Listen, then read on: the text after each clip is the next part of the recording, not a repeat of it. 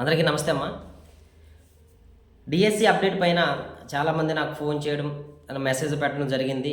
కాబట్టి వాళ్ళందరి కోసం సార్ నేను ఇంకా మీ అప్డేట్ గురించి మేము వెయిట్ చేస్తున్నాం సార్, మాకేం తోచట్లేదు, చదవట్లేదు, అలాగే రకరకాలు చెప్తున్నారు. సో అదే వద్దని చెప్తున్నాను.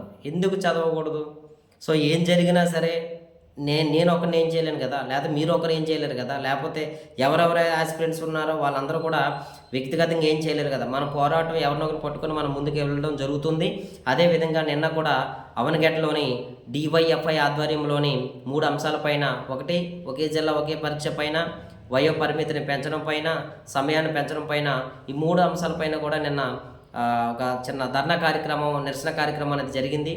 సో కాబట్టి ఇప్పుడైనా ఏదైనా జరగకుండా ఉండొచ్చేమో, దాన్ని ఇంకా మనం ఎక్స్పెక్ట్ చేయలేము. కొంతమంది ఏం చెప్తున్నారంటే యూట్యూబ్ ఛానల్లోనే వాయిదా ఖచ్చితంగా పడుతుంది, మీరు ఇబ్బంది ఏం లేదు, కానీ మీరు చదవండి అని చెప్తున్నారు మళ్ళీ.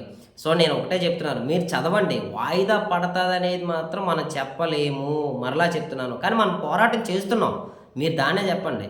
మీరు ఎందువల్లంటే మీకు ఈ యొక్క 35 డేస్ ఉంది. ఈ 35 డేస్ని కూడా మీరు ప్రణాళికబద్ధంగా ప్లాన్ చేసుకోండి.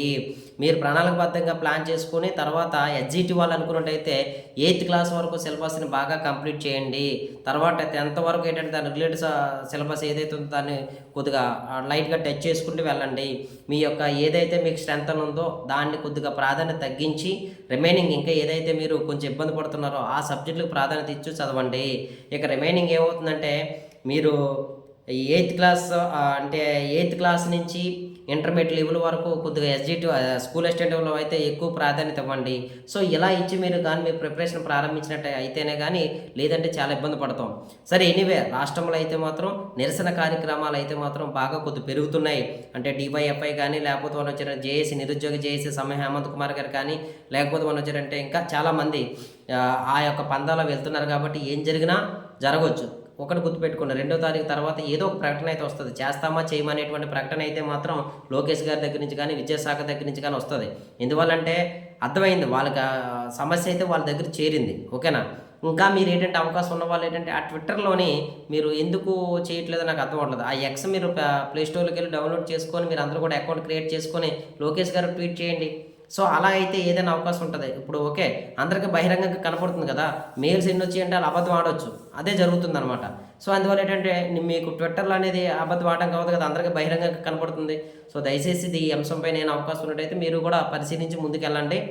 డెఫినెట్గా ఏదైనా సమాచారం వచ్చినట్టయితే జెన్యున్గా మీకు నేనైతే అందిస్తాను. ఈలోపు మన ఛానల్ని జెన్యున్గా ఉంది, కంటెంట్ ఉందనుకున్నట్టయితే మీరు సబ్స్క్రైబ్ చేసుకొని మీరు పెట్టుకోండి. అలా జెన్యున్ ఉంటేనే నేను వీడియో చేస్తాను, లేకపోతే మనకి వ్యూస్ కోసం మరో దానికోసం అయితే మనం వీడియో చెయ్యం. ఈలోపు మీరు ఏంటంటే మనోధైర్యం వదలకుండా మీ యొక్క ప్రయత్నాన్ని, ఆ కసి అంతా కూడా మీరు ఒకటే గుర్తుపెట్టుకోండి, ప్రభుత్వం మీద ఉండేటువంటి కోపం కానీ కసి కానీ మీ ప్రిపరేషన్ మీద చూపించండి, జాబ్ కొట్టండి. ఆ తర్వాత మనం ఏం చేద్దామో చేద్దాం. ఓకేనా? ఆ కసి అనేది అక్కడ చూపించాలి తప్ప కానీ ఇప్పుడు మనం డైలమా పడిపోవడం, లేకపోతే నిర్లక్ష్యంగా వహించడం, లేకపోతే నీరస పడిపోవడం అనేది ఈ టైంలో మనం చేయకూడదు. యుద్ధంలో దిగేసాం, అది గెలిచిన వాడినా ఖచ్చితంగా యుద్ధం చేయవలసిందే. అలాగే నోటిఫైన్ ఇచ్చేసారు, డిఎస్ కోసం మనం అప్లికేషన్ పెట్టేసాం, అన్ని ప్రయత్నాలు జరుగుతున్నాయి. ఏది జరిగినా జరుగుతుంది. ముందు మాత్రం మీరు ఏంటంటే ఇంకా మీ యొక్క రక్తాన్ని, నేను ఒకటే చెప్తున్నాను, నినాదం ఒకటే, రీడింగ్ ఆర్ డై. అంటే క్విట్ ఇండియా ఉద్యమంలో గాంధీ గారు ఏం చేశారు, డూ ఆర్ డై నినాదం ఎలాగిచ్చారో, ఇప్పుడు మన ఈ సందర్భంలో ఏంటంటే రీడింగ్ ఆర్ డై. అలా చదివితేనే మనం సాధించగలం అనమాట. సో దయచేసి మీరు అందరూ కూడా బాగా చదివి ఏదైనా అప్డేట్ వచ్చినట్టయితే మీకు నేను తెలియజేస్తానమ్మా. Thank you.